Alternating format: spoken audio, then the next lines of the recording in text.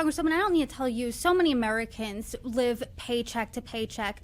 And if I'm a government worker, if I'm a service member serving our country, and I'm living paycheck to paycheck, and I hear that the government's going to shut down and my paychecks aren't coming to me anymore, I don't really care who's at fault. What I want is I want to be paid. I want my money for a roof over my head, to buy food for my family, things like that, just to continue life. I mean, what do you say to those people? I think this is why I've worked in the past in a bipartisan way to ensure that we did not shut down. We've been through this multiple times where we were so close to shutdowns, and we averted them because Republicans and Democrats came together.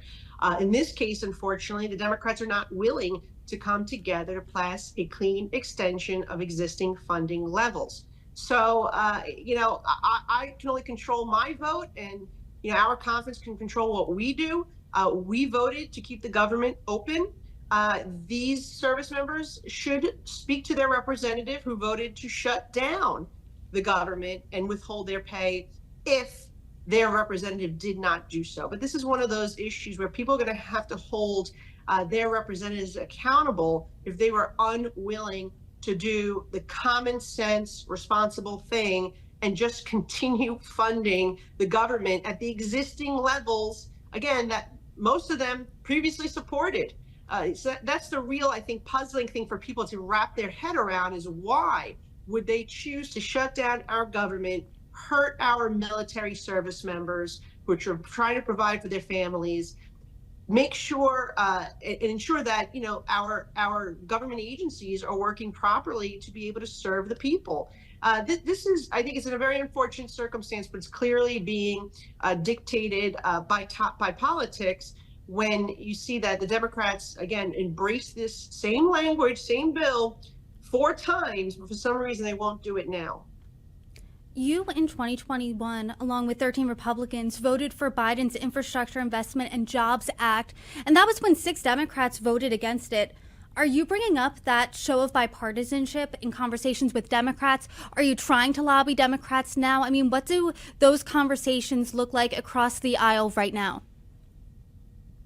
Look, I'm a proud member of the Problem Solvers Caucus, which is made up of Republican and Democrats that pride themselves in wanting to come together to prevent situations like this and to ensure that we're putting forward and adopting solutions that make sense. I think people right now are very frustrated with this pendulum that went all the way to the left during the Biden administration: complete open borders, reckless spending, record inflation, and now we're seeing the pendulum swinging back.